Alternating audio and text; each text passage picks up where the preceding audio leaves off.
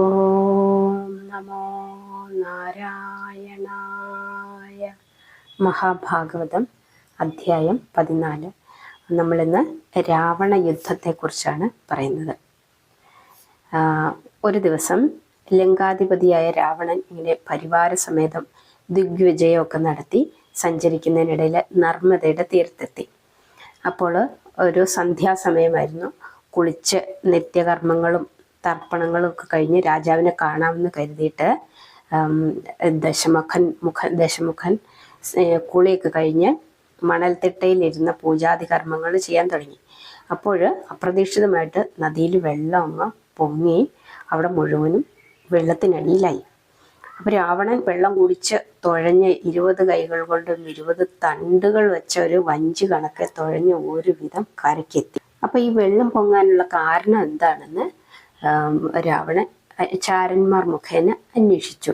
അപ്പോഴാണ് അറിഞ്ഞത് കാർത്തവീര്യാർജുനൻ തൻ്റെ പത്നിമാരും ഒരുമിച്ച് നർമ്മദയിൽ ജലക്രീഡ ചെയ്യുന്നതിനിടയിൽ തൻ്റെ സഹസ്രബാഹുക്കൾ കൊണ്ട് ജലം തടഞ്ഞു നിർത്തിയതിൻ്റെ ഫലമായിട്ടാണ് വെള്ളം പൊങ്ങിയതെന്ന് ചാരന്മാർ വന്നറിയിച്ചു. എന്നാൽ ഇപ്പോൾ തന്നെ ആ മനുഷ്യരാജാവിനെ തോൽപ്പിച്ച് രാജ്യം പിടിച്ചടക്കണമെന്ന് രാക്ഷസ രാജാവ് അങ്ങോട്ട് നിശ്ചയിച്ചു. അങ്ങനെ കാർത്തവീര്യനെ പോരിന് വിളിച്ചു. അവർ തമ്മിൽ നടന്ന ഭയങ്കര പോരാട്ടത്തിൽ നമ്മുടെ ഇദ്ദേഹം എന്ത് ചെയ്തു? നമ്മുടെ രാവണൻ പരവശനായി ബോധം കെട്ടു വീണു. അദ്ദേഹം നിലത്ത് വീണുപോയി. കയ്യിലിരുന്ന ചന്ദ്രഹാസ ഖഡ്ഗം ദൂരെ തെറിച്ചുപോയി. അപ്പോൾ ഹേഹയാദിവൻ്റെ കൽപ്പനയനുസരിച്ച് ഭടജനങ്ങൾ രാവണൻ്റെ ശരീരം മൊത്തം കയറുകൊണ്ട് കെട്ടി വരിഞ്ഞ് 100 ആൾക്കാർ ചേർന്ന് എടുത്തുകൊണ്ട് പോയി കാരാഗ്രഹത്തിൽ കൊണ്ടു ചെന്നിട്ടു. അപ്പോൾ ത്രിഭുവന ജേതാവായി നടിച്ചുകൊണ്ട് ദിഗ്വിജയം ചെയ്തു വന്ന ലങ്കാധിപതി കാർത്തവീര്യൻ്റെ കാരാഗ്രഹത്തിൽ 5 മാസത്തോളമാണ് തടവിൽ കിടന്നത്. അവസാനം രാവണന്റെ പിതാമഹനായ പുലസ്ത്യ മുനി വിവരം കേട്ടറിഞ്ഞ് മാഹിഷ്മതിയിലെത്തി കാർത്തിവീര്യനെ കണ്ട് പൗത്രനെ മോചിപ്പിക്കണമെന്ന് ആവശ്യപ്പെട്ടു. അപ്പോൾ നമ്മുടെ കാർത്തവീര്യൻ എല്ലാ ബഹുമാന ആദരവുകളോടും കൂടി ആ മഹർഷിയെ സ്വീകരിച്ച് അദ്ദേഹത്തിൻ്റെ ആവശ്യപ്രകാരം ദശാസ്യനെ ബന്ധനാലയത്തിൽ നിന്ന് മോചിപ്പിച്ച് ചന്ദ്രഹാസവും തിരിച്ചു കൊടുത്ത് ബഹുമാനപൂർവ്വം ലങ്കയിലേക്ക് അയച്ചു.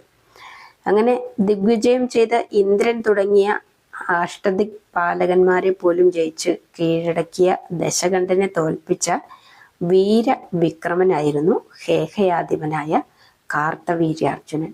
അദ്ദേഹത്തിൻ്റെ കീർത്തിയും പ്രതാപവും വർദ്ധിച്ചു കൊടുമുടിയിലെത്തി. ഈ കാലഘട്ടത്തിലാണ് ജമദഗ്നിയുടെ പുത്രനായി ജനാർദ്ദനൻ അവതരിക്കുന്നത്. അടുത്തത് രാമൻ്റെ മാതൃഹത്യയും തപസ്സുമാണ്. ഒരു ദിവസം പൂജയ്ക്കുള്ള ദർഭയും ചമതയും സംഭരിക്കാനായി ജമദഗ്നി മൂത്ത 3 പുത്രന്മാരും ഒരുമിച്ച് കാട്ടിലേക്ക് പോയി. അപ്പോൾ പർണശാലയെല്ലാം അടിച്ച് തളിച്ച് വൃത്തിയാക്കിയതിന് ശേഷം വെള്ളം കൊണ്ടുവരാനായിട്ട് രേണുക കുടവും എടുത്തുകൊണ്ട് നർമ്മദയിലേക്ക് പോയി. ആശ്രമത്തിൽ കാവലിനായിട്ട് രാമനെയും നിർത്തി. അന്ന് കുമാരന് 14 വയസ്സ് പ്രായമായിരുന്നു. അപ്പം നദീതീരത്തിലെത്തിയ രേണുക കണ്ടത് കാർത്തവീര്യാർജുനൻ തൻ്റെ പത്നിമാരും ഒരുമിച്ച് ജലക്രീഡ ചെയ്യുന്നതാണ്. അവർ പോകട്ടെ എന്ന് വിചാരിച്ച് കുറേ നേരം അവിടെ കാത്തു നിന്നു. അപ്പോൾ അവർ ഇങ്ങനെ കുളിച്ചുകൊണ്ടിരുന്ന ആ സ്ഥലത്ത് ജലം കലങ്ങുകയും ചെയ്തു. എന്നാൽ മറ്റൊരു സ്ഥലത്ത് നിന്ന് വെള്ളം എടുക്കാമെന്ന് കരുതി അവൾ അവിടെ ചെന്നപ്പോൾ അവിടെ ചിത്രരഥൻ എന്ന ഒരു സുന്ദരനായ ഒരു ഗന്ധർവ യുവാവ് കുറേ സുന്ദരിയായ പെൺകുട്ടികളുടെ കൂടെ അവിടെ ജലക്രീഡ ചെയ്യുന്നത് കണ്ട് അപ്പോൾ ഈ മുനിപത്നിയായ അവളുടെ ശരീരം അവൾ അറിയാതെ തന്നെ ഒന്ന് കുളിർന്ന് കോൾമയിർ കൊണ്ടുപോയി എന്നാണ് പറഞ്ഞു വെക്കുന്നത്. അപ്പോൾ ഈ ഗന്ധർവനും പെൺകുട്ടികളും എല്ലാം പോയതിനു ശേഷം കുടത്തിൽ വെള്ളം എടുത്തുകൊണ്ട് അവൾ അതിവേഗം ആശ്രമത്തിൽ വന്നു. അപ്പോൾ ഭർത്താവും പുത്രന്മാരും അവിടെ വന്നു കഴിഞ്ഞായിരുന്നു. ഇത്ര വൈകാൻ എന്താണ് കാരണമെന്ന് ജമദഗ്നി കോപം ചിതർന്ന നോട്ടങ്ങളോടുകൂടി ചോദിച്ചു. രേണുകയാകെ ഭയന്നു. നടന്ന സംഭവങ്ങൾ മുഴുവനും പറഞ്ഞു. അപ്പോൾ മുനിക്ക് കോപം ഒന്നോടെ അങ്ങ് വർദ്ധിച്ചു. നീ മലിനയും പാംസുലയും പാതിവൃത്യമില്ലാത്തവളും ഒക്കെ ആയി കഴിഞ്ഞിരിക്കുന്നതിന് നീ ജീവിക്കുവാൻ പാടില്ല എന്ന് പറഞ്ഞുകൊണ്ട് അവളെ കൊന്നുകളയാൻ മക്കളോട് ആജ്ഞാപിച്ചു. അപ്പോൾ അച്ഛൻ്റെ ആജ്ഞ അനുസരിക്കേണ്ടത് പുത്രൻ്റെ കടമയാണെങ്കിലും നിർദോഷിയായ മാതാവിനെ വധിക്കുന്നത് ഏറ്റവും വലിയ പാതകമായതിനാൽ തങ്ങൾ അതിന് തയ്യാറല്ലെന്ന് അവർ തീർത്തു പറഞ്ഞു. ഞങ്ങളത് ചെയ്യില്ല എന്ന് പറഞ്ഞു. എൻ്റെ ആജ്ഞയെ ധിക്കരിച്ചതിനാൽ നിങ്ങൾ കാനനവാസികളായ കാട്ടാളന്മാരെ തീരട്ടെ എന്ന് മഹർഷി ഉടനെ തന്നെ 3 മക്കളെയും ശപിച്ചു. അതിനുശേഷം 4ാമത്തെ മകനായ രാമനെ നോക്കി തൻ്റെ ആജ്ഞ നിറവേറ്റാൻ അദ്ദേഹം ആവശ്യപ്പെട്ടു. അപ്പോൾ അമ്മയെ കൊല്ലാനാണ് പറഞ്ഞിരിക്കുന്നത്. പിതാവിൻ്റെ ആജ്ഞ എങ്ങനെ നിരസിക്കും, പെറ്റ മാതാവിനെ എങ്ങനെ വധിക്കും? ഇങ്ങനെ ചിന്തിച്ച് കുമാരൻ ആകപ്പാടെ വിഷമിച്ച് നിന്നപ്പോൾ ഈ ജമദഗ്നി വാളെടുത്ത് കുമാരൻ്റെ കയ്യിൽ കൊടുത്തിട്ട് ആജ്ഞാപിച്ചു, മടിക്കേണ്ട, താതൻ്റെ കൽപ്പന ധിക്കരിക്കുന്ന തനയന് നരകമാണ് ഗതി. അമ്മയോടൊപ്പം 3 ജ്യേഷ്ഠന്മാരെയും വധിക്കുക, അവരും പാപികളാണെന്ന് പറഞ്ഞു. രാമൻ ഒന്നും പറഞ്ഞില്ല. കേവലം 14 വയസ്സ് പ്രായമുള്ളൊരു ബാലനാണ്.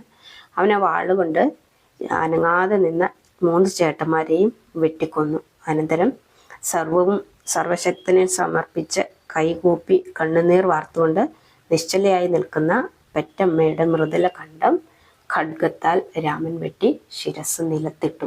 അതോടുകൂടി വാള് തെറിച്ച് ദൂരെ പോയി കുമാരൻ ബോധമറ്റു വീഴുകയും ചെയ്തു. അപ്പം പരിഭ്രാന്തനായ ജമദഗ്നി വെള്ളമൊക്കെ തളിച്ച് കുമാരനെ പിടിച്ചെഴുന്നേൽപ്പിച്ചു. എന്നിട്ട് പറഞ്ഞു, പിതാവിൻ്റെ കഠോരമായ ആജ്ഞ നിർവഹിച്ച നീ പിതൃഭക്തരിൽ വെച്ച് അത്യുത്തമനായി ഭവിച്ചിരിക്കുന്ന എന്ത് വരവാണ് വേണ്ടതെന്ന് ചോദിച്ചു. അപ്പോൾ രാമൻ പറഞ്ഞു, അച്ഛൻ എനിക്ക് വരവൊന്നും വേണ്ട, എനിക്ക് അച്ഛൻ എന്നോട് സ്നേഹമുണ്ടെങ്കിൽ എൻ്റെ അമ്മയെ ജീവിപ്പിച്ചു തരണം, അതുപോലെ എൻ്റെ ജ്യേഷ്ഠന്മാർക്ക് കൊടുത്ത ശാപം പിൻവലിച്ച് അവരെയും ജീവിപ്പിക്കണമെന്ന് പറഞ്ഞു.